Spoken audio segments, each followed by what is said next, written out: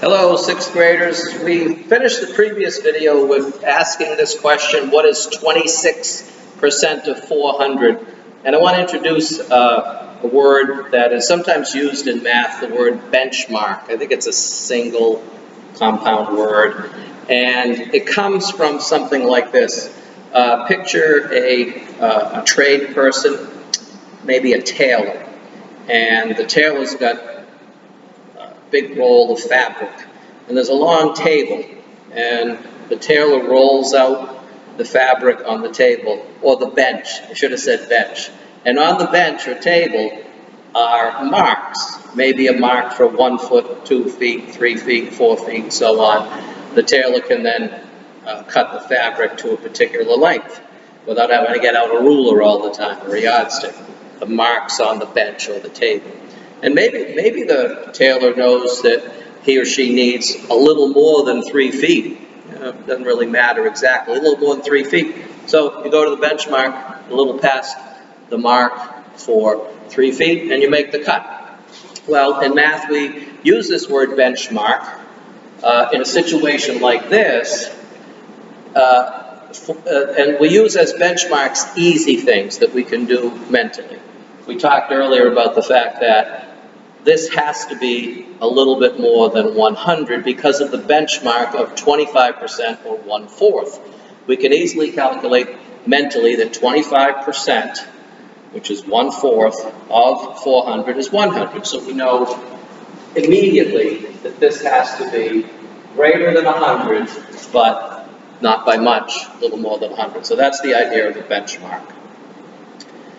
Well, we're going to do this the straightforward. Sometimes I'll refer to this as the long way because there may be shortcuts. I don't think there's much of a shortcut on this one, although I could show you something. We'll see. The straightforward way, let's call it that. This is a fraction. It's 26 over 100. The definition, x% is x over 100, so 26% is nothing more than 26 over 100. If you haven't done this already, you have to get out of your mind that when you see that 26, you cannot think of it as 26 ones or 26 things.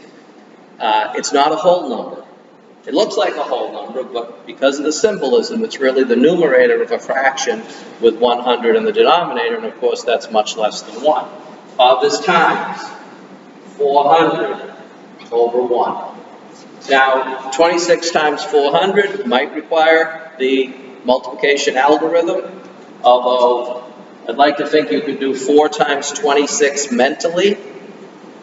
Using the distributive property, 4 times 20 is 80, 4 times 6 is 24, put them together, 80 and 24, 104. If you cannot do 4 times 26 mentally, just do it on paper, but of course tack on 2 zeros, so the 104 with 2 zeros after it, 104, 0, 0. Okay, now in the previous video we talked about, we get to this point, we divide by 100. You can, cross off 2 zeros there, 2 zeros there. The answer to this question is 104, which satisfies our estimate of the answer being a little more than 100. We're certainly confident about that. Let me remind you of something, though. There's an obvious connection between percents and decimals. The definition of percent has a 100 here in the denominator. Whenever you have 100 in the denominator of a fraction, that's referred to as a decimal fraction because it can instantly be converted to a decimal. And I've taught you this, probably the very first thing I taught you about decimals. It's a definition. It's a definition. How do decimal numbers work? Well, when you see this denominator of 100, it has 2 zeros. You don't count the 1. You just count the fact that there are 2 zeros. And then you look at that numerator of 10400. Now, as a numerator in the fraction, it's a whole number. But because that denominator is 100 with 2 zeros, you just count from the right, we count by 2 spaces and insert the decimal. That's how we can easily go from this decimal fraction, a fraction with a power of 10 in the denominator, to the decimal. That's a 5th grade skill that you should know. Not just a skill, but an understanding of what a decimal is, the decimal definition of decimal. And of course, this is the same as 104. Now, the multiplication of 26 times 400 or 26 times 4 might be well, a little bit of an issue, not much. But let me show you an alternative. The distributive property is a very powerful tool in mathematics. You'll be using it in various ways throughout the rest of middle school, even in the high school Algebra 1 course that I teach to 8th graders. The distributive property is a big part of that. And so what we can do here, I think this is what I was thinking of earlier when I said there might be a shortcut. In this particular problem, you may not need the shortcut very much, but in other situations, it's more valuable. How about returning to that benchmark of 25% and express the 26% as 25% plus 1%. Why do it that way? I mean, there are several percents that could add up to 26%. You could do 20% plus 6. That may be okay. But this is nice because 25% is 1/4. I'm just going to put the 400 right next to that parentheses. A number next to a parentheses is a multiplication, which of course is what all of these are. Finding a percent of a number is a multiplication. Now we apply the distributive property, and we multiply 400 by 25%, and we multiply 400 by 1% and add the results. Well, 25% of 400 is of course 100. We bring that plus sign down. And what's 1% of 400? 1/100th times 400. 1/100th of 400 is 4. You should be able to do that mentally, and look at that. Look at that beautiful result. There's the same answer, 104. In this video, what we will do is look at some straightforward percent of a number questions where the x here, this x is a whole number. Now that x is not always a whole number. All you have to do is walk into a bank and look at a sign that is advertising interest rates on a car loan or a mortgage loan for a house. 2.85%. You get a loan from our bank and you have to pay us 2.85% interest every year. Most percents in the real world are not what we could call whole number percents. This 26%, we can call it a whole number percent. It's not a whole number. 26%, the entire number is 26 over 100. It's not a whole number. But this part of it here, the x, is 26. That's what I mean by a whole number percent. We'll start with those. Eventually, we'll have to calculate something like 2.5% of a number. What is 2.5% of a number? What is 2.85% of a number? There's not much of a, it's not that much more difficult. We'll have to just make a slight adjustment and we'll approach it the same way. So let me now go through a few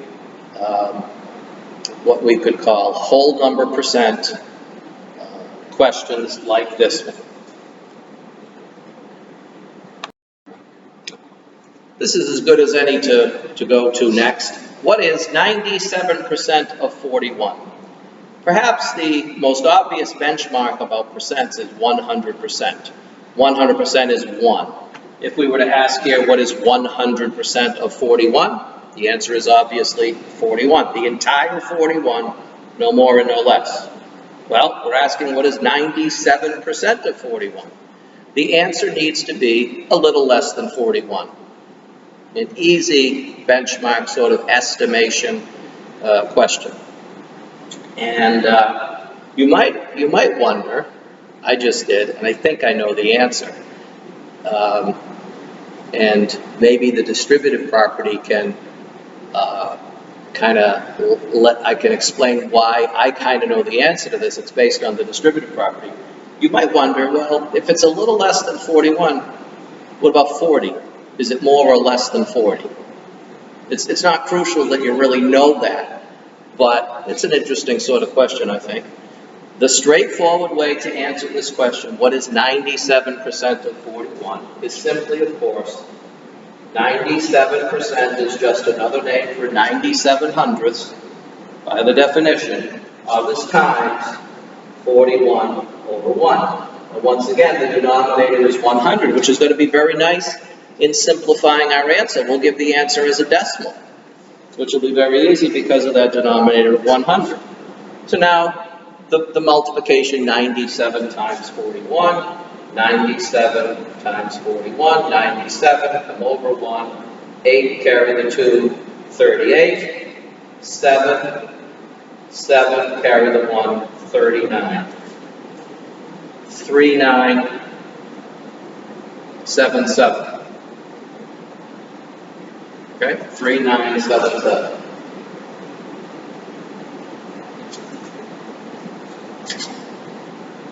That's the answer. That fraction, 3,977 over 100, is the answer. But of course, this is 39.77%. And we see 2 zeros in the denominator following the 1, 2 zeros. So go back to the numerator and put the decimal point so that there are 2 digits to the right. So there's the answer. And it is less than 40. And I knew that with a quick multiplication, a quick calculation that I did. And let me fill you in on that. Well, because this is so close to 100%, the distributive property works with subtraction as well as addition. So let's see how we could do this same problem with the distributive property. Now you could do it 90% plus 70%, 90% plus 7%, but finding 90% of 41 and 7% of 41 is not necessarily easy. So let's use the fact that this is close to 100%. 100% is, of course, easy to work with, and express 97% as 100% minus 3%, which it clearly is. Multiply that in parentheses times 41 and apply the distributive property. Okay? Except this time with the minus sign. As I said before, the distributive property works with a minus sign here. 100% of 41 is 41. So we're going to have to subtract something from 41, which makes sense. We knew the answer would be less than 41. What do we have to subtract? 3% of 41. 3% of 41. Now, here's a little bit more number sense. 3 times 41 is 123. The whole number multiplication. 3 times 41 is 123.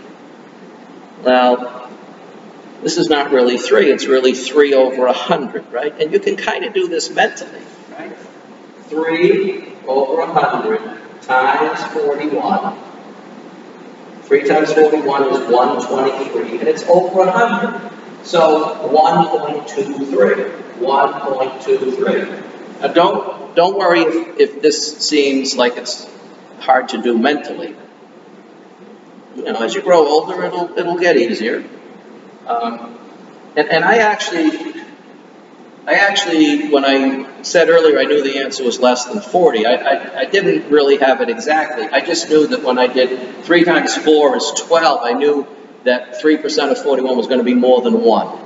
So if you subtract something more than 1 from 41, it's going to be less than 40. And this subtraction right here, ladies and gentlemen, this is, you know, the kind of thing we learned in 5th grade. You know, just looking at this, you realize, as I just said, it has to be less than 40. You're taking more than 1 away from the 41. And I don't think it's that difficult to do that mentally. Early in 5th grade, we talked about change from a bill, like you spend $6.72, what's your change from a $20 bill? And you should be able to do that mentally. Well, pretend there's a $41 bill, and you spend $1.23. What's your change? Well, you add 1 and 4 to get, you add, oh! All right, don't do this. That's not the answer. That's not the answer we got before. If we were 1 minute into this video, I'd go back and redo it, but maybe it's best that we're here and everybody makes mistakes. But be on the alert. You know, I looked at that and I said, wait a minute, I just told the students the answer's got to be less than 40, and then I wrote down 40.77. All right, back to, pretend there's a $41 bill and you spend $1.23.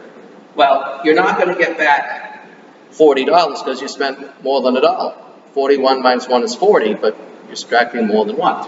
So the 1 and the 39 make 40, and the 2300s and 7700s make 1. You know, just like the pennies, you know, add up to 100. And then, so when you add this and this, you do get 41. You should be able to realize that mentally. So there's a second problem. But I'd like to now introduce the fact that go back to what I call the straightforward way to do it, and realize that you don't have to write it out in fractions. Let me just put back up here what I call the straightforward way to calculate this. And it was, what was that, 3977 over 100 and 39.77, right? That was the answer from before, right? That's how I did it the first time, okay? Well, there's more writing here than need be. There's a decimal calculation algorithm, right? And you know, I've talked earlier about the fact this is 97 hundredths, but it's also 0.97, right? 2 zeros there, 2 digits to the right of the decimal point, times 41. So how many fewer digits does this have? Well, it's got a decimal point. Let's kind of ignore that. It's just a point. We got 1, 2, 3, 4. So we've written the same problem with 4 fewer digits. We didn't have to write the 100. We didn't write the 1. The reason we didn't have to write the 100 is because of how decimals work, the definition of decimals. We agree that this 0.97 means that fraction.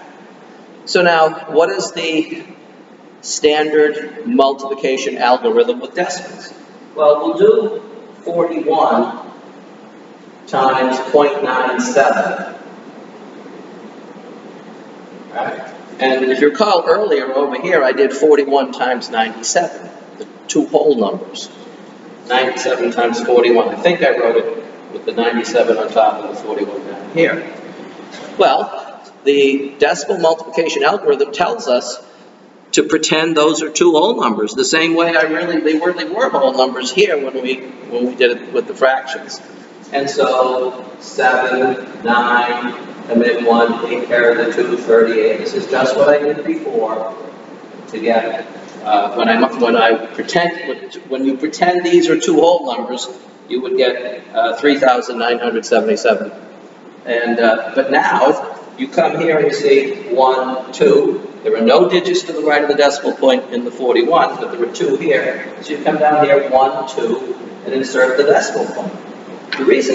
One reason that I like finding a percent of a number is because it allows us to review many things, like the definition of a decimal, the fraction, the fact that this is 0.97, and then this idea of, with multiplying with decimals, of counting how many digits all together in both numbers there are to the right of the decimal point, coming down here, making the same number, and getting the answer.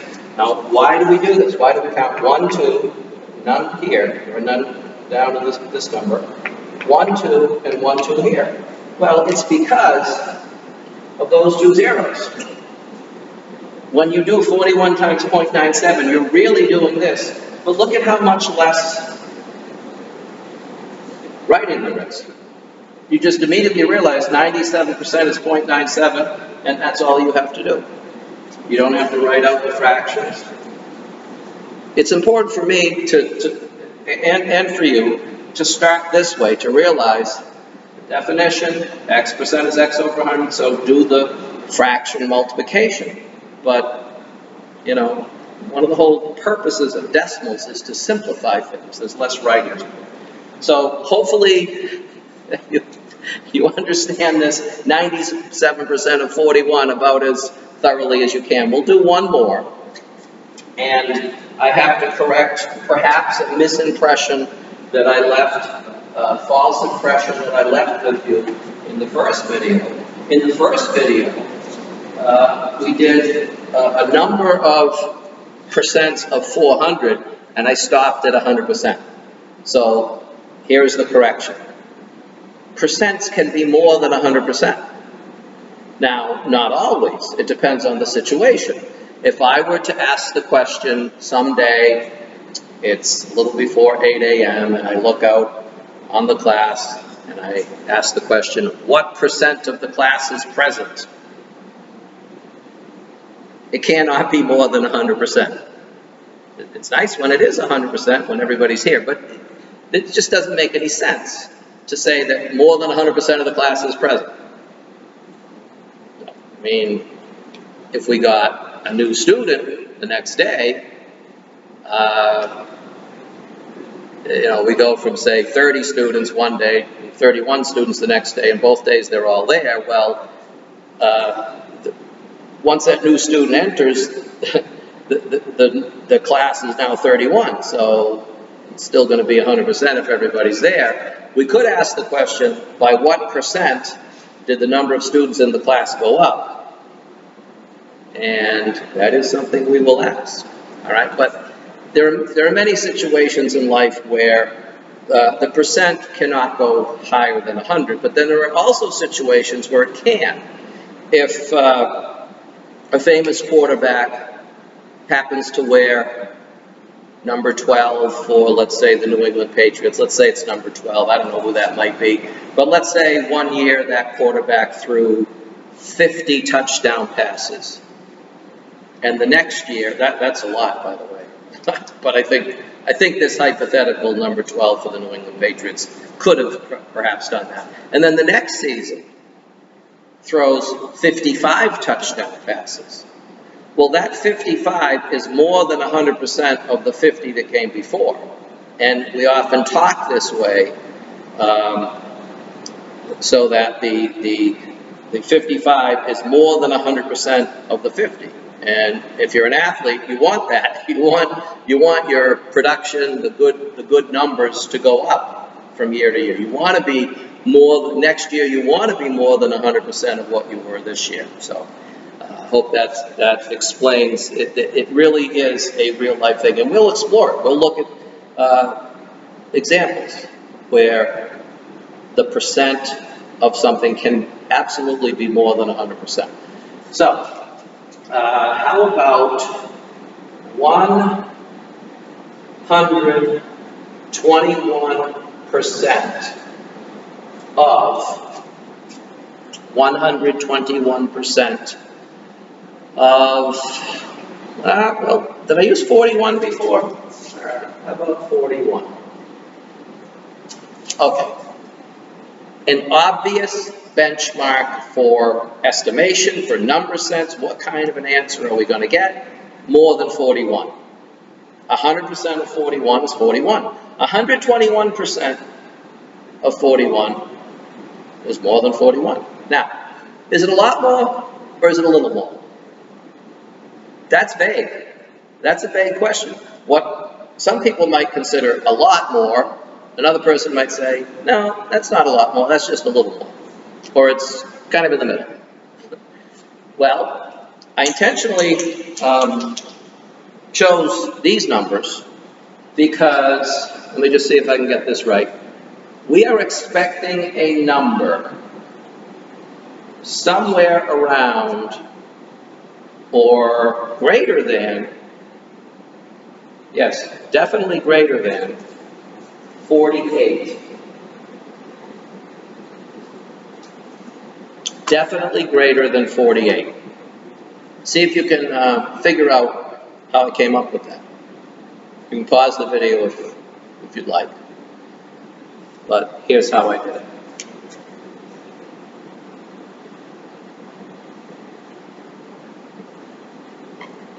What is 120% of 40?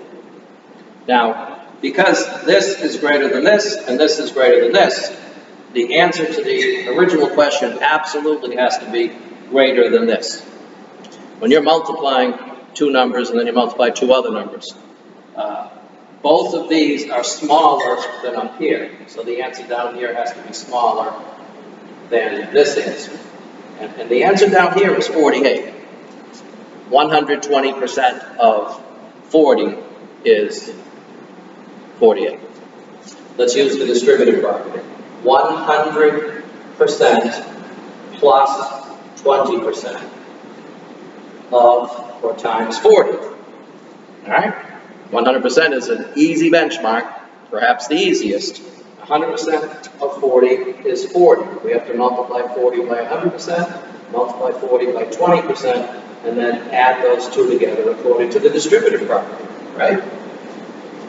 Well, there's a couple of different ways you can think of 20% of 40.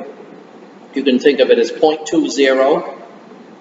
20% is 20 over 100, which is 0.20, or 0.2. Maybe you are comfortable with 0.2 times 40 being 8. Or, as we saw in the previous video, 20% is 1/5. 20% is 20 over 100. That simplifies to 1 over 5, or 1/5. 1/5 of 40 is 8. It's 40 divided by 5. So 20% of 40 is 8, and that's where I got my estimate of 48, and realizing that the answer up here had to be greater than 48. All right. So let's now take the shortcut involving decimals that we took earlier. Let's do this. And this is probably the way most people are going to do this if they don't have a calculator, in terms of the simplest calculation with the fewest digits. Start from the definition that 121% is 121 over 100 times 41 over 1. All right? Now, you could multiply across the top and bottom, of course, and you'd get 100 in the denominator. But how about this? And, you know, you're gonna skip that middle step. You're gonna be able to go directly from this to this. You don't have to write that out. I'm writing this out to drive home the fundamental point of finding a percent of a number, going back to the definition, and that it's a fraction definition. When I said earlier, I left it up here from before, finding a percent of a number is simply multiplying two numbers. I use the word number here, but I realized that at least one of the numbers is going to be a fraction. The percent, this 121% by the definition, is the fraction 121 over 100. And that number over here, that could be a fraction as well, but we're keeping it simple for now. All right. But this fraction is the same as 1.21. You know, you've got 1, 2, so 1, 2 here. All right? And multiplying, pretending they're whole numbers, 1, 2, 1, come over 1, 4, 8, and 4. Adding 1, 6, 9, 4. And 1, 2, 1, 2. The answer is 49.61. And again, just like before, the fact that we do the decimal multiplication pretending that they're whole numbers, and then we look back here. There are no decimal digits in the 41, but there are 2 here, so we need 2 coming from the right, 2 in the answer, and there you go. And of course, this matches with our estimate of more than 48. If I had done this the long way up here, now I know what 121 times 41 is. I already did it. It's 4,961. 4,961. If we had done it that fraction way, then we would just go 1, 2, and then come down here 49.61, 1, 2 digits to the right. And this, again, let me emphasize, I like showing this sort of long way, or most direct way, and the decimal multiplication, because it reinforces why we multiply with decimals the way we do. So, magically, I got to the end of a problem here, and we're just a little over 30 minutes. So we're taking little steps, and I want to repeat what I said before. Finding a percent of a number is a very simple topic. It's going to get a little bit more complicated, as I mentioned earlier. For example, if we consider, rather than something like 4%, what about 4.2%? Or what about 0.5%? Is there such a thing as where this x is less than 1? Well, thinking of banks again, if you borrow money from a bank, you're going to pay nowadays maybe 3-something percent, 3.5% or 2.9%, or maybe higher. If you use a credit card, those credit card companies often charge interest rates much higher than that. But if you put your savings into a bank, they're not going to pay you nowadays 3%. They're going to maybe pay you 0.5% or 0.4%, or maybe even 0.1%. Just a tiny, tiny interest rate. We can handle those, though. We can handle those starting with the definition. It's not a difficult topic at all, but there are certain variations that we'll go through and make this something that you will master easily as we go forward in 6th grade. So, thanks for joining me, 6th graders. See you next time.